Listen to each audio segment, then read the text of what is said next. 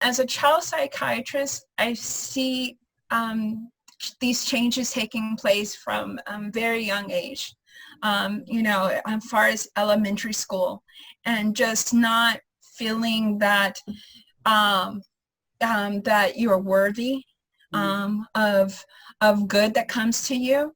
And because of the traumas and the stressors that may be going on in the household, for young children of color, there's a lot of feelings of helplessness in the mental health realm. And when you feel helpless and then you may respond to try to control a situation that is beyond your control, and then becomes the feeling of powerlessness. And so it's very harmful to the self-esteem and psyche to constantly feel that you're powerless.